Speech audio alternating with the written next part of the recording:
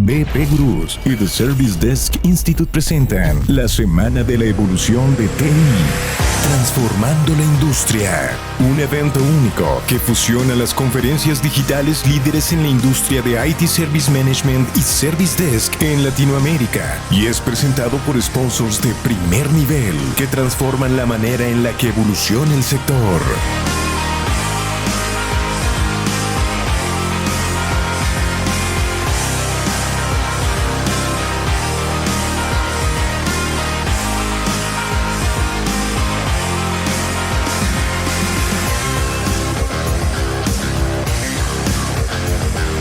Semana de la Evolución de TI. Comenzamos.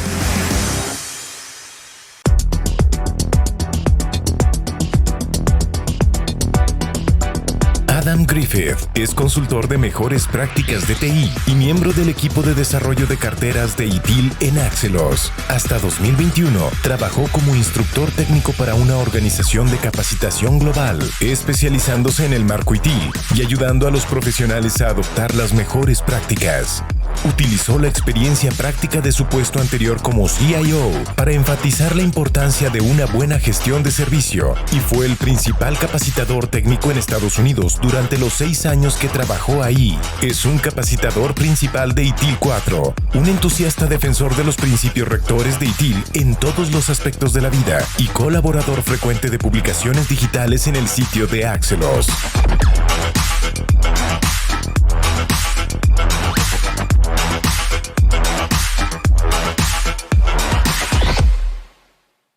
There we go. And I'm pleased that you've taken the chance to join us to talk about, well, for one thing that you already know, that the IT landscape is changing dramatically, never quite as quickly as it is now. So we'll talk tonight about how digital transformation is impacting the skill set of the service desk professional. Can you see my presentation okay? Okay, great. So as a member of the ITIL product portfolio team, my job this evening is to essentially give you a snapshot of 2 of the products from that portfolio that truly can complement, as a service desk manager or as a service desk associate, what you bring to your role each and every day. Before we get started though, just a couple of things about PeopleCert. If you have taken an ITIL exam within the last few years, you no doubt know who PeopleCert is, but let me tell you maybe a few things that you may not be aware of. One, PeopleCert is the global leader in the delivery of examination and accreditation services. We deliver 700 different exams from our portfolio in 25 languages every single year. In 2021, PeopleCert acquired Axelos, now becoming a custodian of global methodologies, including ITIL and Prince2.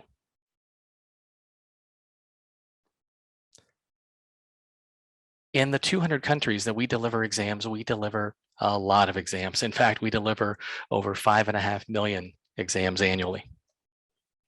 Those exams are delivered in an online or web proctored format, which allows candidates to take their exams anywhere, anytime, 24 hours a day, 7 days a week, 365 days a year. We consist of over 750 full-time employees that are supplemented by more than 2,000 external associates. Okay, let's get to the topic at hand though. So how exactly is the service desk professional's life changing as a result of digital transformation? Which means we really need to maybe take a step back and define what's happening. I said that the IT landscape is changing dramatically and never quite as rapidly as it is right now. So let's talk about high velocity IT. High velocity IT is defined as the application of digital technology for significant business enablement, where time to market, time to customer, time to change is absolutely crucial. Now, high velocity, though, is not restricted solely to just rapid development. It is an application of velocity throughout the entire service value chain, all the way from initial innovation or idea through the development and operation of that idea, right, to the actual realization of value. So some things about high velocity IT. One, high velocity IT does not sacrifice service value. This is about, again, doing the right thing still, but doing that right thing more quickly. So this is about not just speed, but also direction. Increasing velocity, though, does truly impose additional cost and additional risks. However, organizations are interested in it because it provides significant competitive advantages. Now, high velocity IT is not just something that we check a box to implement. This requires organizational changes and also cultural compatibility. And I'm going to talk a little bit about some of those organizational changes that have to occur a little bit later on.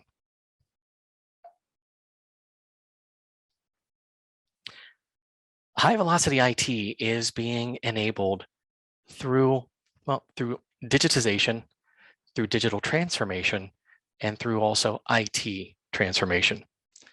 That's definitely fundamental that we discern the difference between digitization versus true digital transformation. Digitization is the process of converting something. So it could be a text, a document, sound, converting something from an analog format to a digital format. Now that's different from digital transformation. Digital transformation is about utilizing digital technology to enable a significant improvement in the realization of organizational objectives that, and here's an important part, could not feasibly be achieved through non-digital means. Digital transformation is about achieving something in a completely different way or achieving something that is completely different. So take, for instance, prior to joining Axelos, I was a trainer for a global authorized training organization. We started to tout that we were engaging in digital transformation when we started moving from the conventional physical textbooks to electronic books, right? PDFs. That is not, though, truly digital transformation. That is simply digitization, taking that physical book and converting it into a PDF. However, when we started delivering courses online, when an instructor, say, for instance, in the state of Ohio in the United States, is able to facilitate a course live, interactively for candidates in multiple different countries, that truly is digital transformation, because that could not be achieved otherwise in that same fashion through non-digital means. It's similar to what we see with online courses that can even be delivered without a live instructor, for instance. Again, digitally transforming the learning experience. Now, let's get to IT transformation. IT transformation is occurring where we see business and IT having been, or maybe starting to deminimize this notion that they are separate organizations. IT transformation is about making major changes to improve the efficiency and effectiveness of service provision by blurring the line that we have historically felt or created between IT and the business. That line is beginning to blur, and in some organizations, that line is going away entirely, where IT is now directly a part of the organization or division that they serve. So again, the landscape is changing. So high velocity IT is enabled through digitization. It's more so enabled through digital transformation. Cloud computing is one element that is helping to enable or facilitate digital transformation. Cloud refers to the provision of IT services in an on-demand fashion via the internet from some pool of shared resources. Now, these resources could be storage, they could be compute, operating systems, applications, features and functionalities, development platforms, as well as management facilities as well.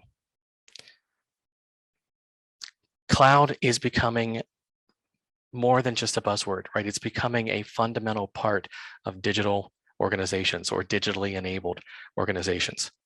And it's not going away anytime soon, right?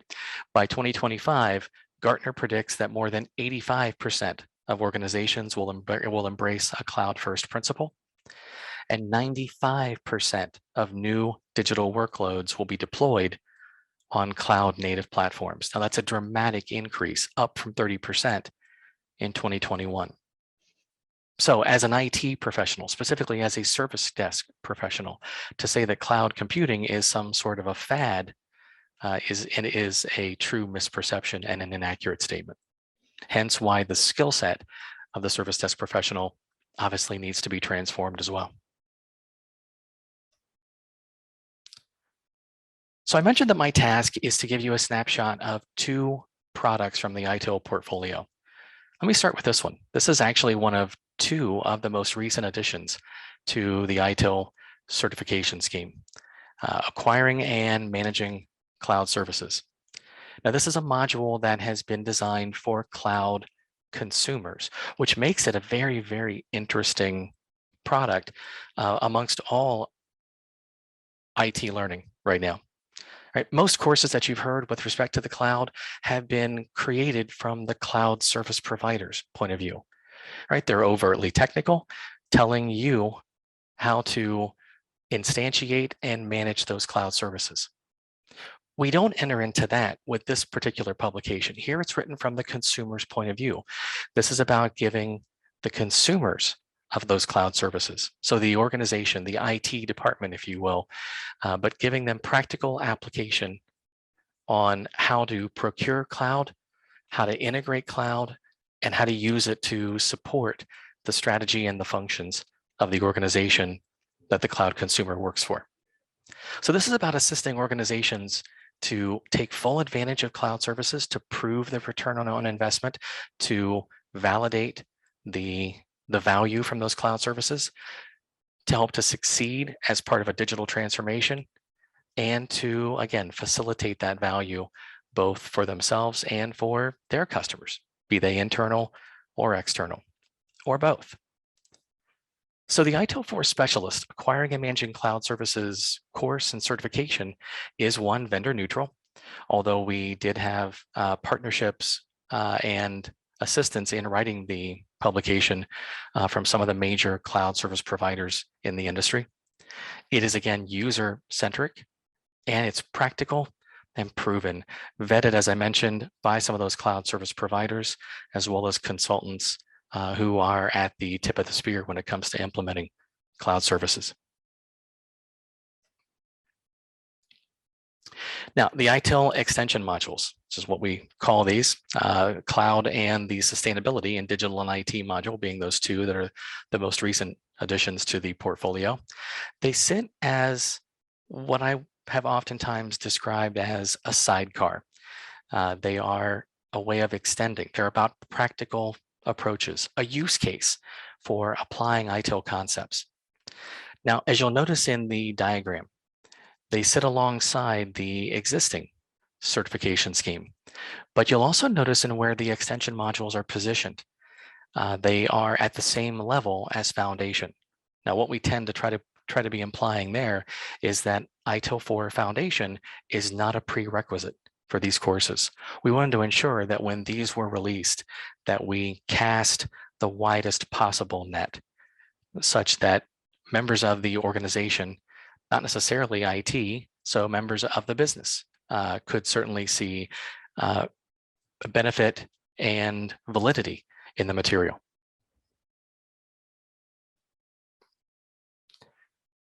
In the Acquiring and Managing Cloud Services publication, we describe the role of cloud in the organization. We also explore organizational requirements and ways of defining and ensuring readiness for adopting cloud services.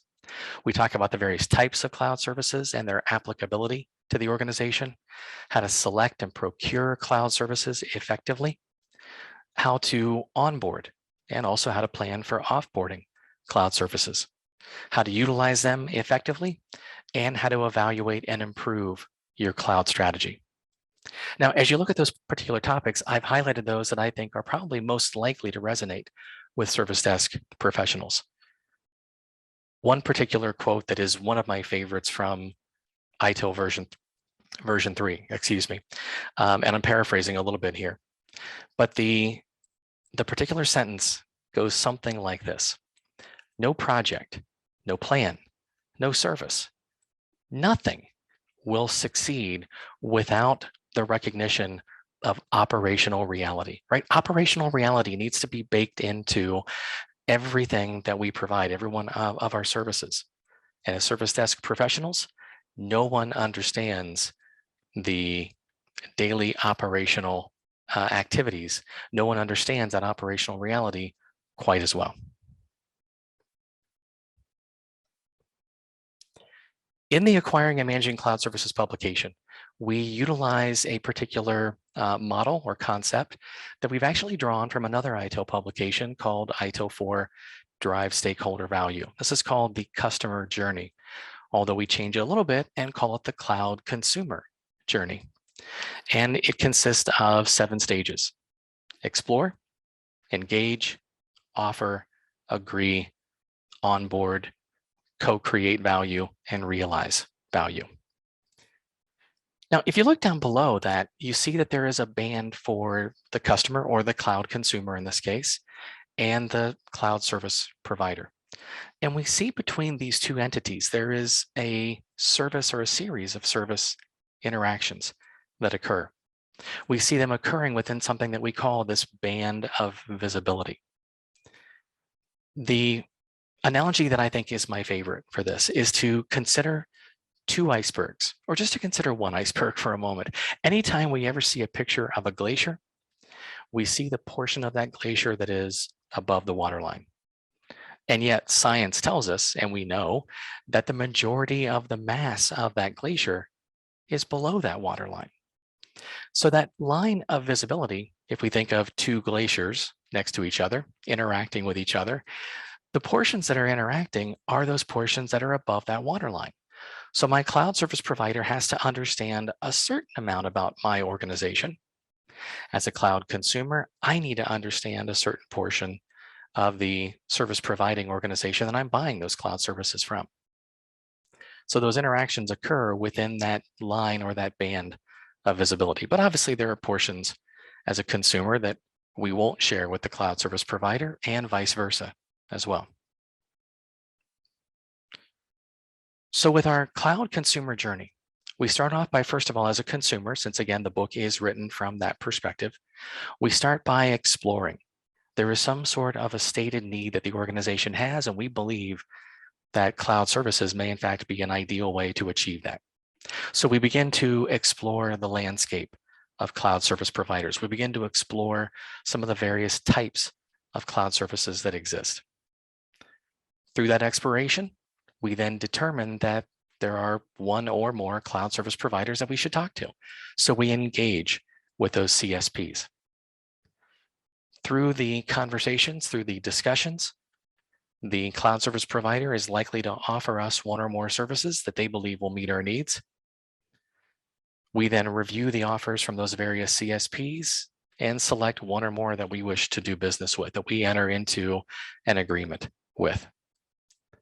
Once we enter into an agreement with a cloud service provider, we can then onboard those services that we're purchasing from them, and then begin to utilize them to facilitate that co-created value.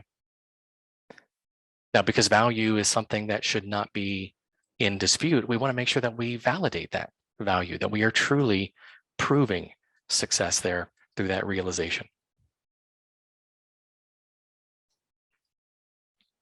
Now, although I went through that cloud consumer journey, obviously in a very, very brief way, in the book, we dedicate one chapter to each one of those stages. Let me turn around and maybe state a couple of misperceptions that you might have because of the way that I describe that. First of all, not every cloud consuming journey begins with explore. You may know right away, without having to explore the service providing landscape out there, which particular services are going to benefit the organization. You may go ahead and grab your procurement card, your credit card, and go ahead and purchase those immediately. So you might actually skip right to an agreement or onboarding.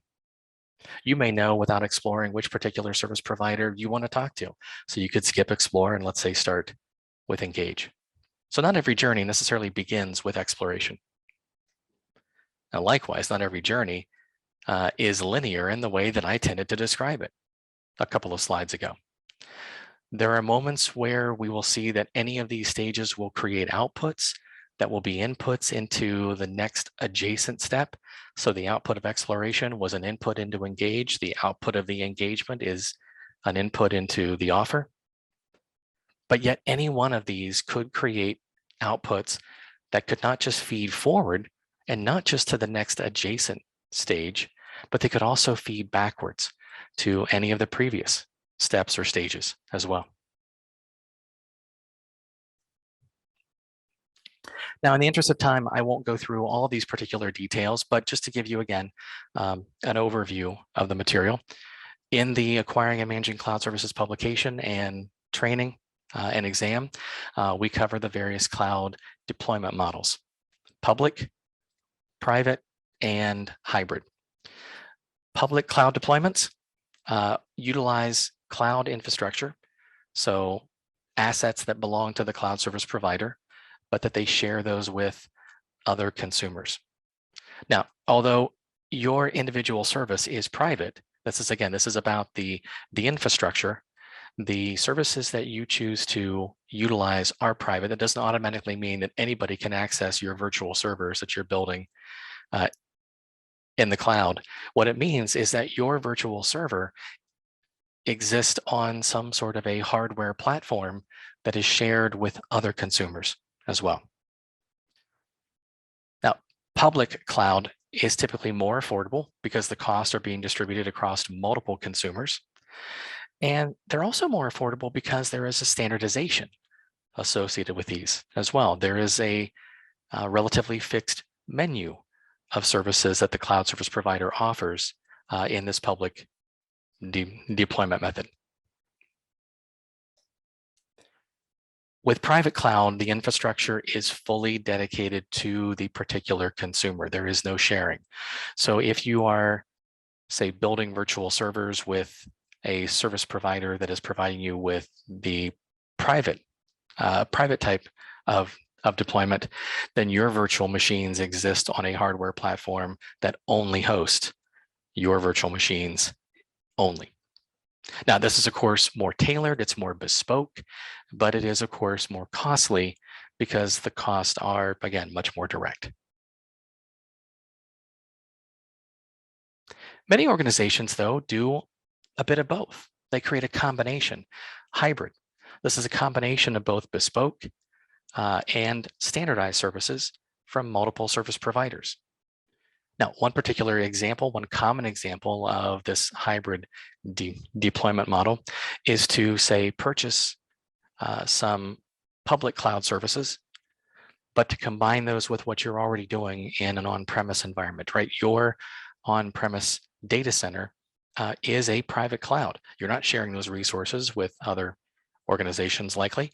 So a combination of your own private cloud plus the cloud service provider's public cloud gives you a hybrid deployment. Although again, you could choose to do both of those, public and private, in a third-party sense as well. Now, this is a more complex route to take. It is, however, more of a combination of the tailored, bespoke, the more precise services that the organization may need with those that are much more standardized and therefore more cost-effective. So it's benefiting from a bit of both worlds.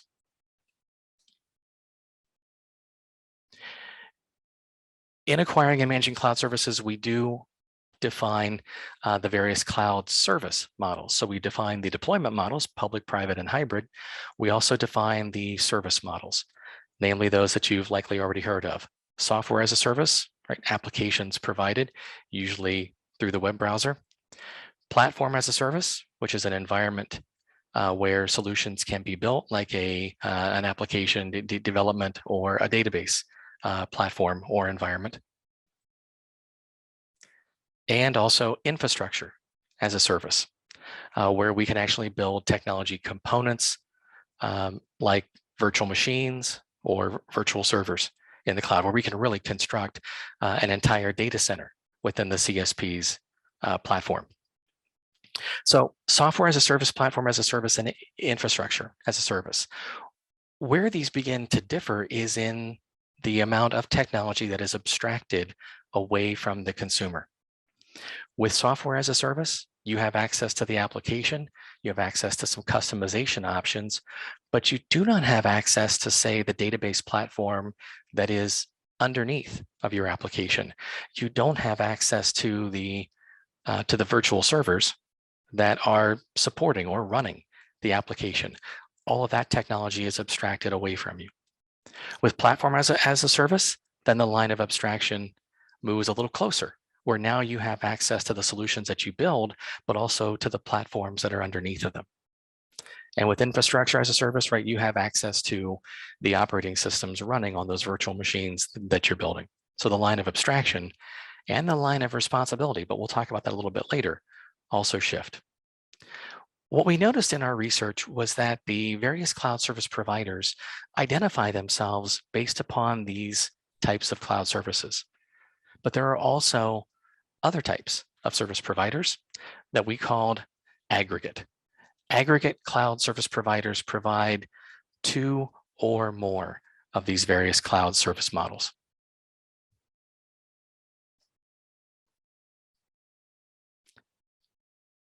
Cloud, as I mentioned, isn't going away. Organizations have become increasingly interested in cloud computing because of the cost savings by avoiding over-provisioning, the ability to provide a modern solution without the hardware or software that's required to do that in an on-premise way. Right, this is allowing for organizations that do not have limitless IT budgets to implement solutions that previously would have been considered out of their reach. An ability to reach new markets, and an ability to rapidly respond to changing conditions. So there are certainly cost savings, and there are absolutely time savings. If I think back in my career, many years back in my career, I remember the painful process of requesting a new server. Now, again, back then it was a physical server, but I had to come up with detailed specifications for that physical server. And usually those detailed specifications were a little bit more than what I thought was going to be needed, some sense of future-proofing the solution in some sort of hopefully cost justifiable way. That then had to go out, let's say, for bids or proposals. I then ordered that physical server, waited for a few days, maybe a few weeks to receive that physical server. And then, of course, I had to install my operating system, really prepare that server from bare metal to make it ready. The entire process, again, lasted at least a few weeks and sometimes a few months. Now, with cloud, I can spin up a virtual server in the cloud service provider's environment within mere minutes to maybe even seconds. And I only pay for that when it's running. Right, so I only pay for that service as I demand it.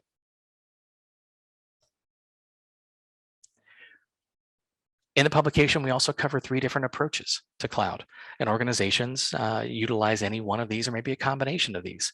There's the one-off type of migration, where the organization is implementing cloud in more of a project sense, and each of those projects is planned and costed and executed independently or individually, without some sort of cohesive strategy that binds all of them.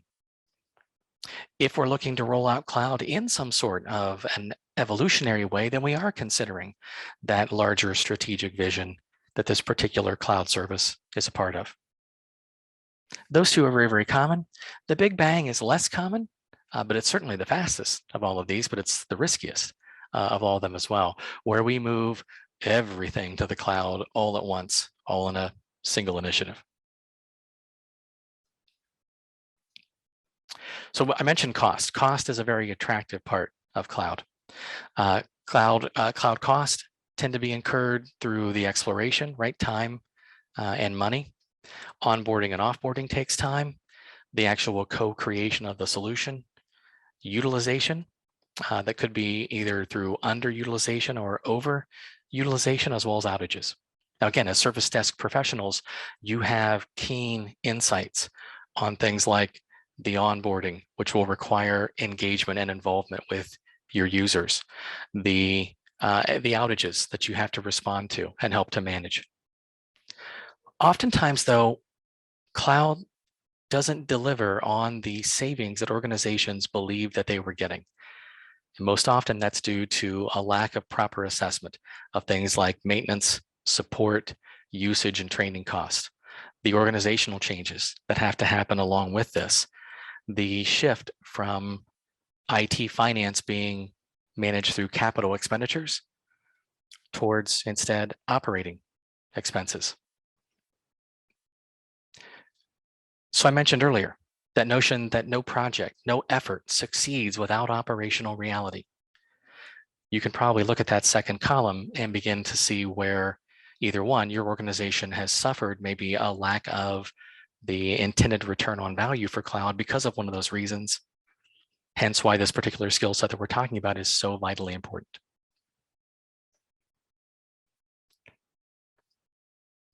Cloud, high velocity IT, digital transformation, right? It's very costly, can be, and it can be very risky.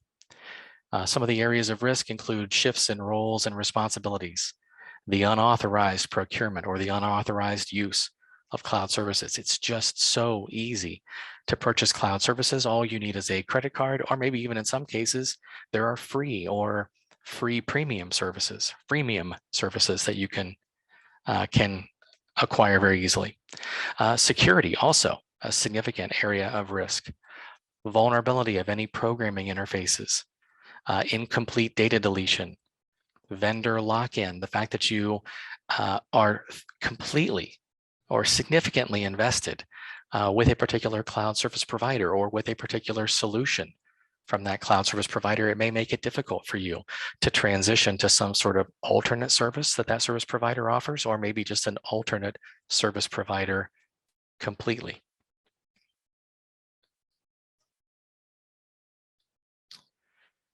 When we consider cloud service requirements, it's important that we consider how this is going to affect, as an organization, how this will affect our customers downstream, whether they're internal customers or external customers or both. Cloud services will impact our customers at strategic levels and at operational levels. So again, that operational reality. So we have to consider how the agreement, how that relationship with the cloud service provider upstream is going to impact our customers downstream. So consider, for instance, a service level agreement.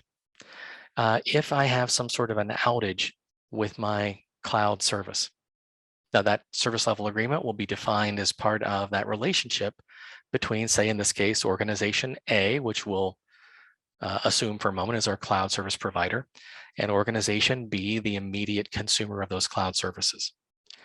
Now that particular SLA creates an expectation between us as the consumer and that CSP, but we also need to make sure that that is reflected in our downstream SLAs.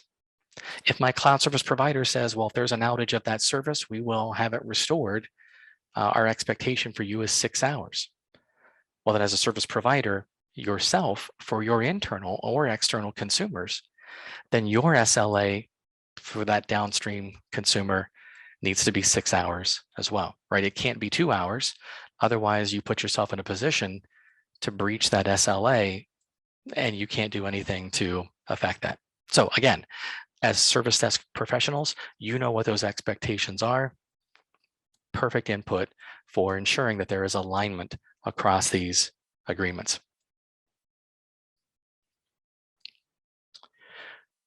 Earlier, as we were looking through software, platform, and infrastructure as a service, I said that the line of abstraction is moving. There is more or less technology being abstracted away from you, depending upon which of those cloud service models you choose to utilize. What's also moving is what's called the shared responsibility. When more of the technology is available to you, when less of it is being abstracted away from you, then your responsibilities increase. The responsibilities of consuming infrastructure as a service, services, versus software as a service change dramatically. So the service provider must secure their physical environment. They have to secure their hardware resources, their assets. They have to secure things like their own backup and recovery, their own access controls, and of course, they certainly have to have their own continuity and recovery plans in place. Oops, let me go back there for a second. Apologies, I missed a slide there. As a consumer, though, just because the CSP is engaging in these activities, that does not mean that there is nothing for you to do, right? So there is still a measure of security responsibility that still falls to the consumer, particularly again, as you move towards platform and infrastructure as a service. The quick explanation that the CSPs like to utilize here is that they will secure the cloud. You, as the consumer, have to secure what you place into that cloud. So they will secure the environment that allows you to build a database. But when you build that database, you will have to choose the options to encrypt that database, for instance. When you build a virtual server in the cloud, patching it and updating it with hotfixes and roll-ups or other sort of service packs, right? That is still your responsibility.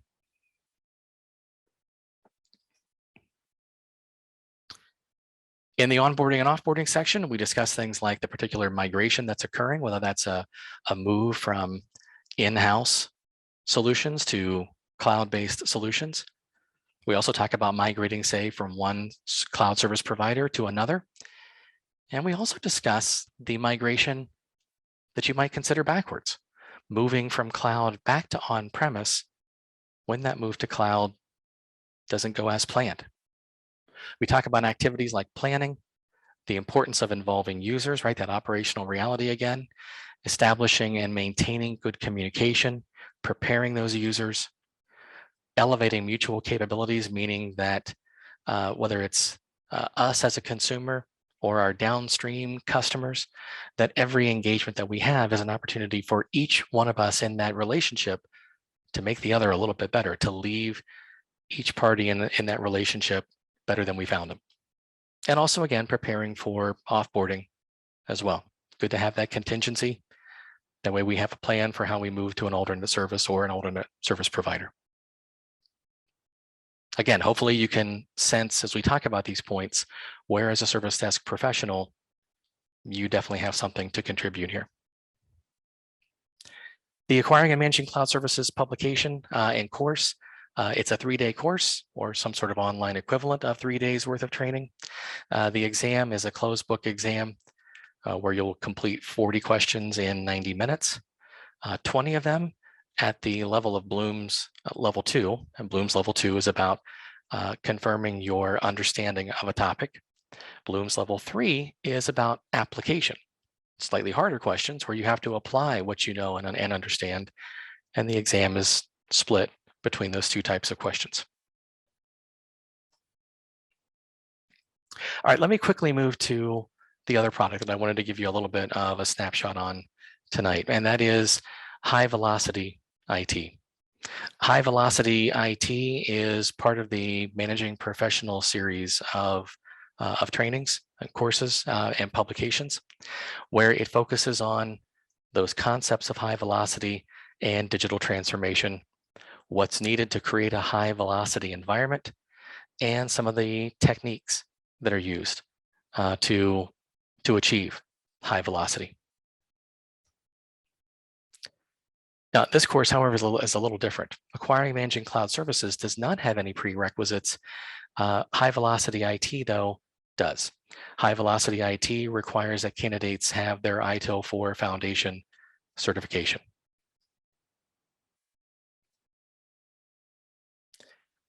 So high velocity, when it comes to the digital products that a digital organization will utilize, there are a number of objectives that those digital products need to satisfy. One, they need to be valuable. They need to be fast, because the sooner that we get those products into our hands or into the hands of our consumers, right? The sooner that those are delivered, the sooner that they can facilitate value. That value needs to be co-creational, it needs to be collaborative. Those services also, or those digital products or services, need to comply with both internal and external regulations and controls, right? Fast does not mean incomplete. Fast does not mean a poor sense of value. They also have to be resilient. They have to be engineered for high availability. But I want to focus more on the behaviors that are required for high velocity IT. There are 5 behaviors that are essential for a high velocity digital organization. 1, the acceptance that ambiguity and uncertainty are inevitable. We also have to create an environment where trust exists, where we can trust and be trusted. We also have to never be satisfied, to continually raise the bar, to help get customers' jobs done, which really hasn't changed, right? We just need to, again, decrease that time to market, time to value, time to customer. And we also have to have a commitment to continual learning. No, that's not really an incorrect slide. So one of the things that I'm clearly passionate about is IT service management. But I also really love to watch movies. And Interstellar is one of my favorite movies. And I'm not just telling you that as a fun fact about me. I'm telling you that because I think that there are a lot of high velocity lessons to learn from that movie. We see in that movie that interstellar travel, number one, is very, very difficult for the human body. We also see that it takes its toll on people. It takes its toll on people physically, mentally, and emotionally. And high velocity IT, high velocity organizations will take their tolls on people. So those behaviors that I mentioned are absolutely essential. They're not optional. When it comes to ambiguity and uncertainty, let's throw a couple of other terms in here as well. The acronym VUCA, because situations are volatile, uncertain, complex, and ambiguous. VUCA is a term that was coined by the US military to describe the state of the world in a post-Cold War, right? Post-Soviet Union era. The environment is volatile, it's uncertain, it's complex and ambiguous. And it used to be the role of the ITIL framework to attempt to combat, to resist VUCA. And we tended to do it through structure, right? We're going to create structure and process, and we're going to be rigid in service management. That's changed. Now in ITIL 4, we've moved from trying to combat VUCA to now embracing VUCA, seeing that it is an eventuality, right? We've heard this a lot.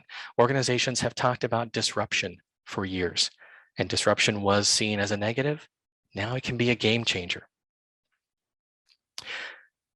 In a high velocity organization, we should favor experimentation. We should fail safely, fail mindfully, looking for lessons learned opportunity.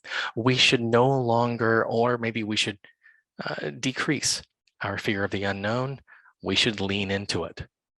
We should accept that things are not perfect. They're not going to be perfect. But if we continually raise the bar, I'm jumping to another behavior, I know, but if we continue to raise that bar, we get a little closer to perfection each time. In the high velocity IT training and publication, we also describe a number of techniques to deal with imperfections, one of which being the ITIL 4 continual improvement model. To trust and to be trusted means that, again, we need to empower people. We need to respect people, empower people. We need to be considerate of people. We need to embrace diversity. We need to embrace inclusivity. We need to create mechanisms of safety. We'll talk about one of those in just a moment. Look for ways to reduce stress and burnout. Again, high velocity environments will test will test the people that are in those environments. One of the ways that we can create that safety is through a safety culture. A safety culture is a climate where people feel comfortable being who they are. Leaders, again, need to embrace this idea. Encourage people to share shared beliefs, perceptions, right? Things that are good for all stakeholders.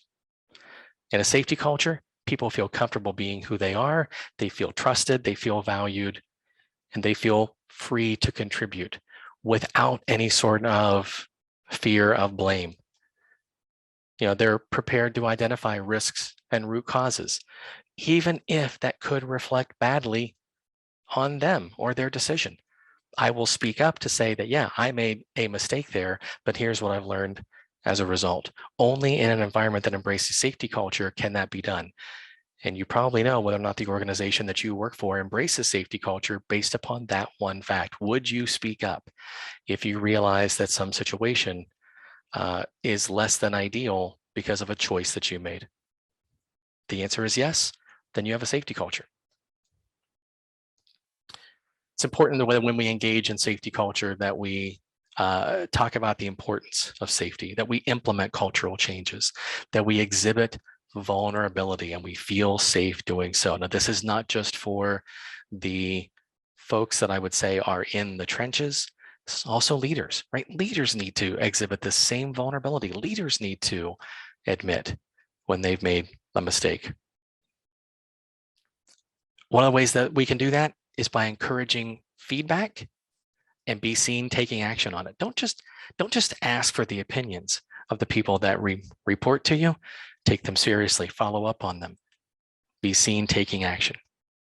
Be kind and compassionate, focus on human relationships, and be realistic about failure, right? It's going to happen.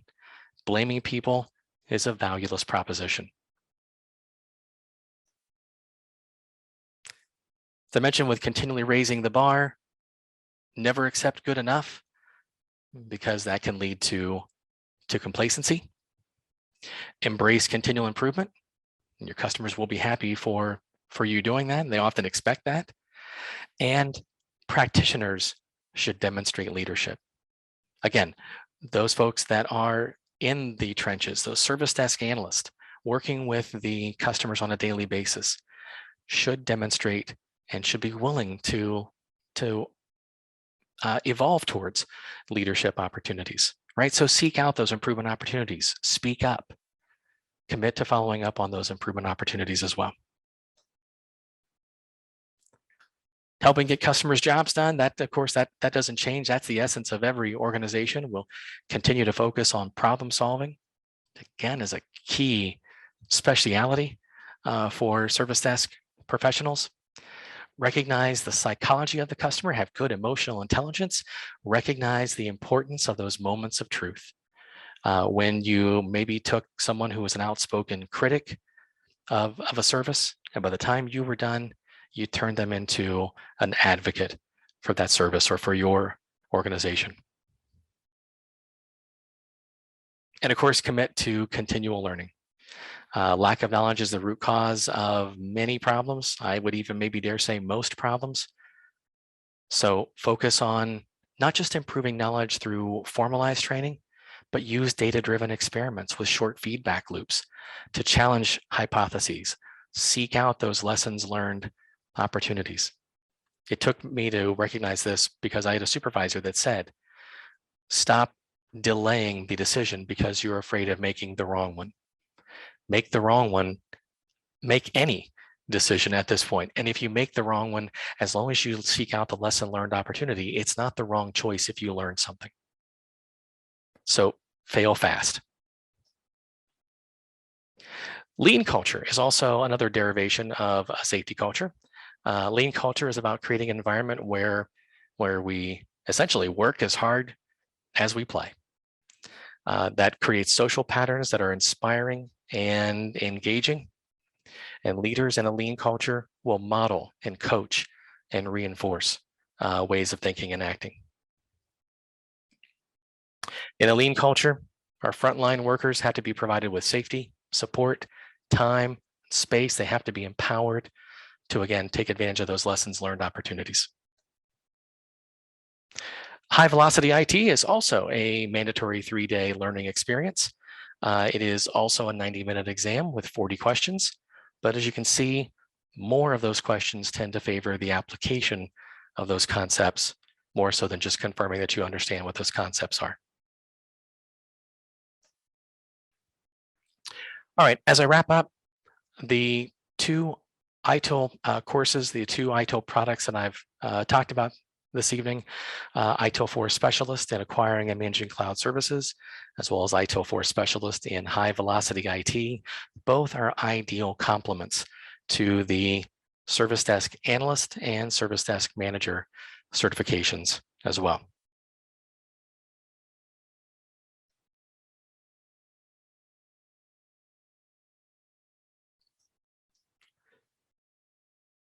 And in either case, ITIL 4, Axelos PeopleCert, we're certainly here to help. If there are questions, I would be happy to field those.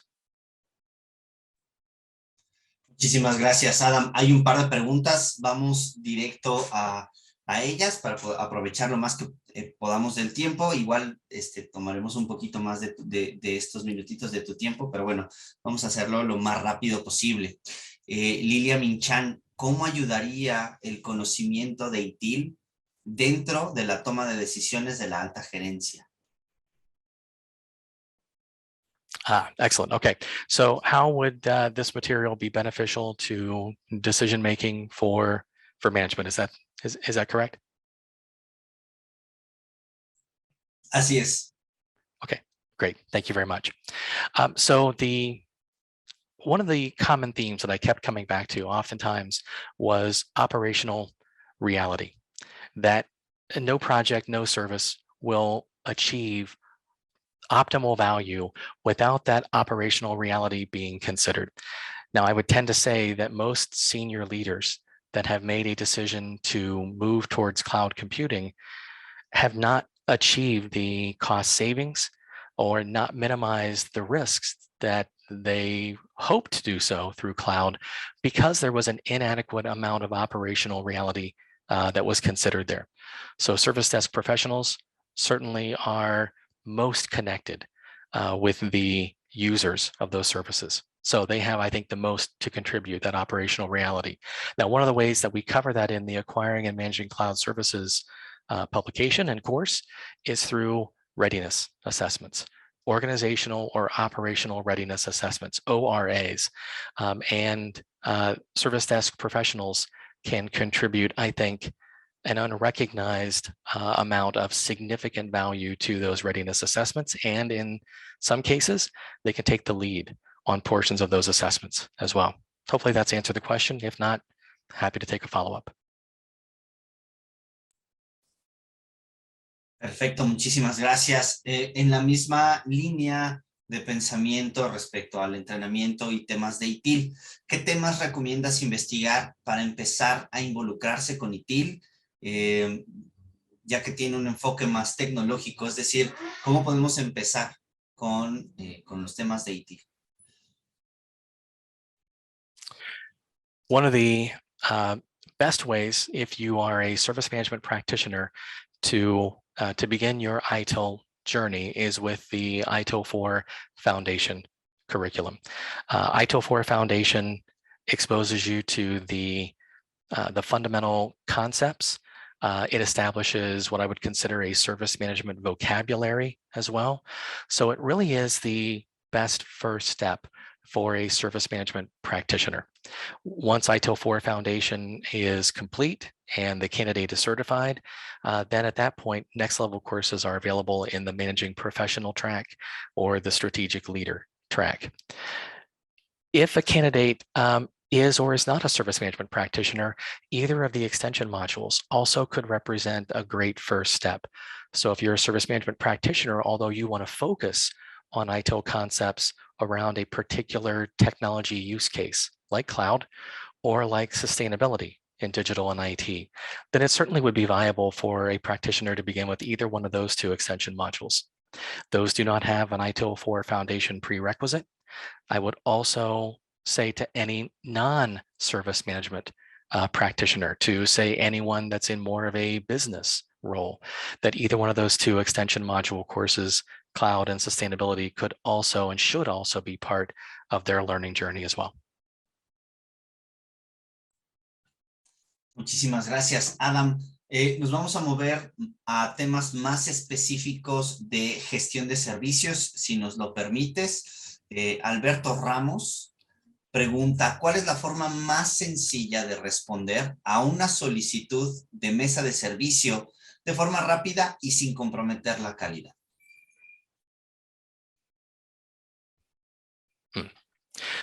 So one of the ways that high velocity IT is either shaping or has shaped the service desk is through the concept of shift left.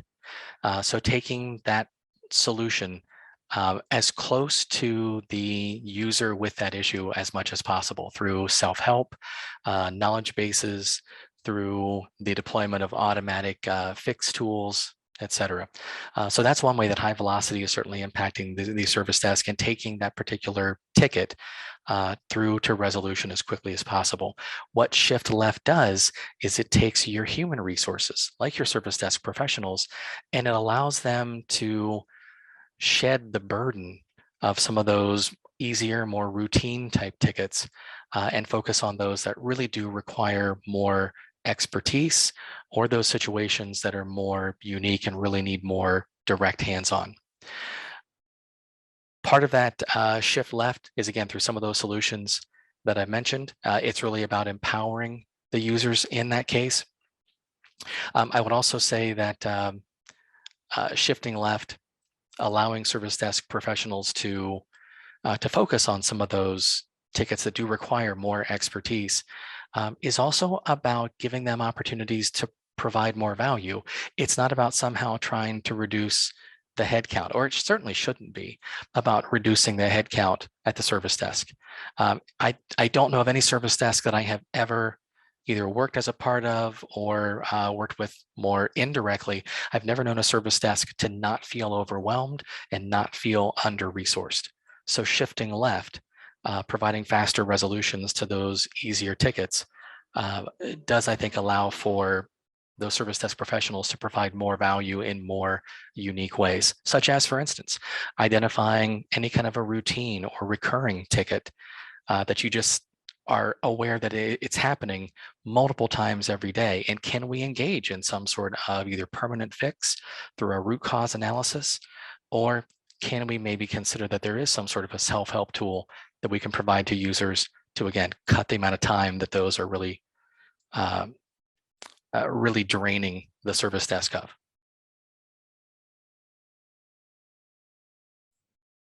Muchas gracias. Vámonos hacia la seguridad de la nube. ¿Cómo podemos evaluar la seguridad en la nube?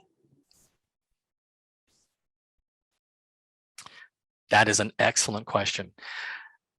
Earlier, I mentioned when I was talking about the shared responsibility model and the fact that the cloud service provider has to secure their environment, which is why most of the CSPs, their data centers are not open to customers. You cannot go and tour, in most cases, you cannot go and tour your cloud service provider's data center. So you cannot inspect their documentation. You cannot inspect their physical environment.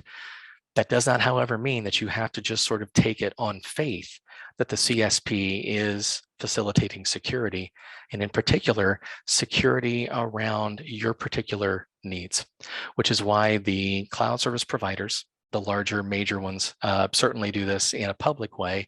Your smaller, more boutique or bespoke type CSPs, you may have to request this documentation a little bit more directly, but the major CSPs will directly showcase the various regulatory controls that they do have to be audited for regularly, like in the United States, HIPAA, which is about patient privacy, or with PCI, the payment card industry, or in the United States, FedRAMP, which is about government level security.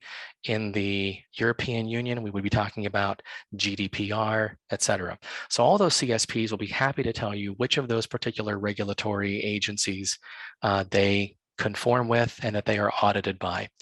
They also will provide you some limited portions of those audits through what's called third-party attestation.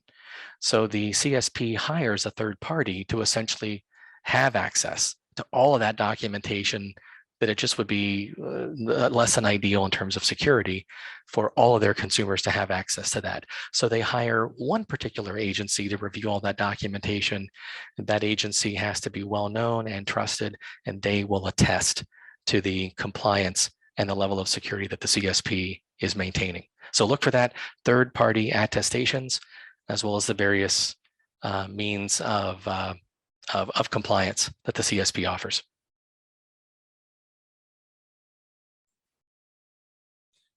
Bien, nos va a dar tiempo de una pregunta más.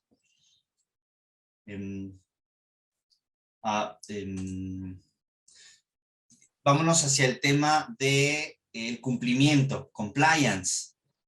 Una pregunta más. ¿Cómo podemos manejar esa línea visible, entre comillas, entre los riesgos de cumplir con los requisitos y los resultados y el cumplimiento?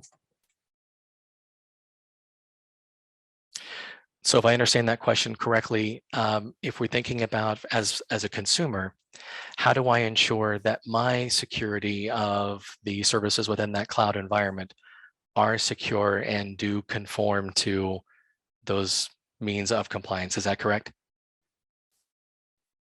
Más bien orientado como proveedor de servicios, es decir, cuando yo tengo que cumplir entre lo que el cliente requiere y normas o reguladores, entidades regulatorias para poder entregar servicios de TI.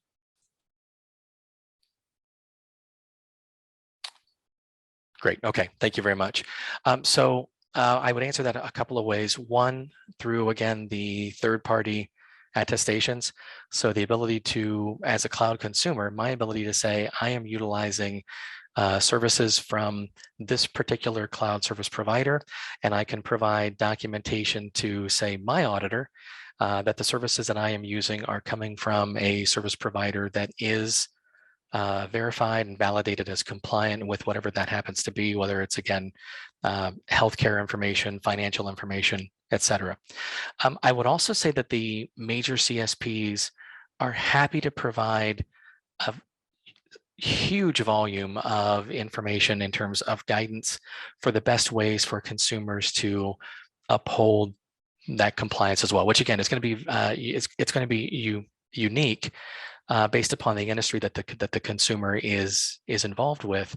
But there are just volumes of documentation that the service providers are happy to point you towards as specific best practice for security within their particular environment and their specific services.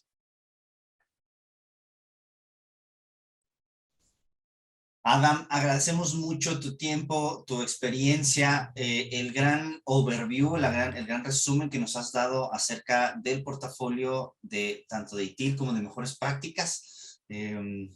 A nombre de nuestros asistentes y de todo el equipo de Pegurus, agradecemos mucho tu participación.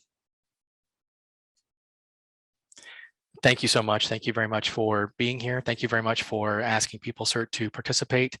And if there are any additional questions later, please feel free to reach out to us at any point in time by emailing us at customerservice@peoplecert.org.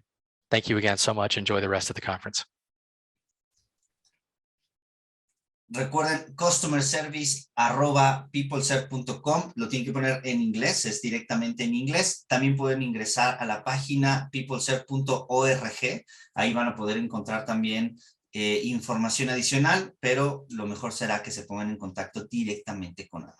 ¿De acuerdo? Vamos a cerrar esta sesión y el día de hoy, mañana empezamos 10 de la mañana con un panel. Ya saben, nuestros paneles con expertos en donde van a exponer muchas cosas interesantes, entendiendo la ciencia de datos como catalizador de la estrategia del negocio. Esta es la Semana de la Evolución. Nosotros somos BP Gurús. Hasta pronto. Semana de la Evolución de TI. Transformando la industria. Este webinar fue presentado por